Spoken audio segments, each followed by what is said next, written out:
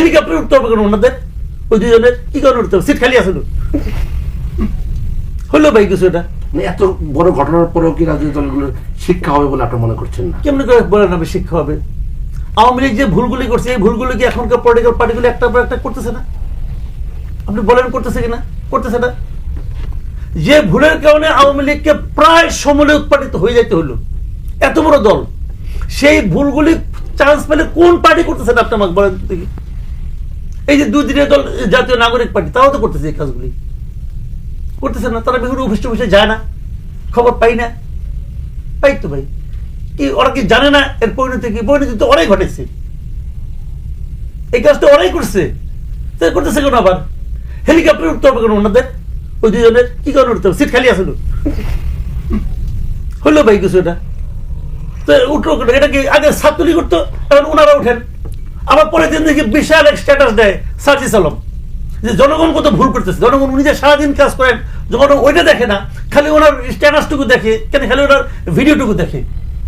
এই আবার স্ট্যাটাস দেওয়া, জনগণকে আবার জ্ঞান দেয়। এই কাজ আপনার ছাত্রলীগের সাবধান করতো না? করতো তো ভাই, জ্ঞান দিত পাবলিকের, সবারই জ্ঞান দিত কি করতে হবে।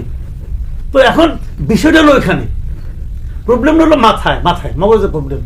এর ইতিহাস থেকে তো শিক্ষা না নেই, ইতিহাসের পাঠ, এটা তো আমরা বহুদিন ধরে বলতে বলতে পুরানা কথা হয়ে গেছে। শিক্ষা তো নিচ্ছে না। চরম পরিণতি কি হয় দুদিন আগে দেখা গেছে, কিন্তু দুদিনে সব ভুলে গেছে, সবাই গেছে।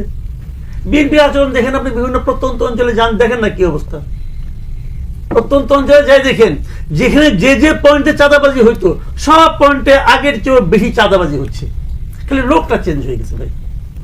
এটা আপনি সাংবাদিকতা করেন, আপনি জানেন না, দেখেন না, সবাই দেখতেছে। তো হয়েছে তো, তারা কি জানে না এই চাঁদাবাজির ফল কি? আগে যারা করতো তারা তো বিতাড়িত, এবং এরা মনে করতেছে আমি কোনদিন বিতাড়িত হবো না, আমি এখানে থাকবো। দলগুলোর মধ্যে সংস্কার হওয়া তো খুবই জরুরি, কারণ আমাদের যে দলগুলো আছে, যে দলগুলো নিজেদেরকে ডেমোক্রেটিক বলে দাবি করে, তাদের মধ্যে ডেমোক্রেট আছে কিনা আমার সন্দেহ। এবং তারা মানে কিভাবে দেশের জাতিকে ডেমোক্রেসি দেবে, এটা আমি বুঝি না, কারণ তাদের যে ঐতিহ্য আগে দেখি আমরা, ওইখান থেকে খুব একটা ভরসা যে পাই তা কিন্তু না। ইলেকশন কমিশনে বলা হয়েছে যে কোনো পলিটিক্যাল পার্টি, কোনো ছাত্র অঙ্গ সংগঠন থাকবে না, থাকবে না তো।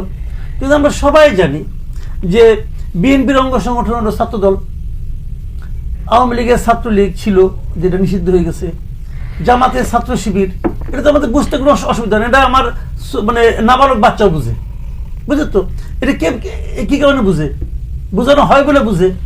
যখন আমরা দেখি যে রিজভী আহমেদ সিগনেচার করে বলে যে তোমাকে ছাত্র দলের অমুক পদে নিয়োগ দেওয়া হলো, আশা করি তুমি ভালোভাবে দায়িত্ব পালন করবা, সিগনেচার করে ওনার এই আসে, চিঠি আসে, তখন কি প্রমাণ হয়?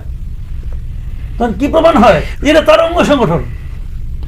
এখন এইটা নিয়ে যদি কালকে অন্য দলগুলি যায় ইলেকশন কমিশনে, যে আপনাদের আরপিও তো আছে, থাকতে পারবে না, কিন্তু বিএনপির তো আছে, এই দেখেন এই চিঠি, তাহলে রিজভী আহমেদ এই চিঠি কেমন ইস্যু করলো? যদি যায় এবং যদি নির্বাচন কমিশন মেরুদণ্ড সম্পন্ন হয়, তাহলে তো গণতন্ত্রের 12 বেজে যায় দলের মধ্যে। তো আমাদের যারা নির্বাচন কমিশন বাইসে বাইসে তেমন লোক কেন হয় যে অথর্ব মানে মেরুদণ্ড বেকার হয়ে গেছে, ফিজিক্যালিও আর ইও সবভাবে মেরুদণ্ড মানে আছে কিনা সন্দেহ। কারণ তারা কি অ্যাকশন নিতে পারবে?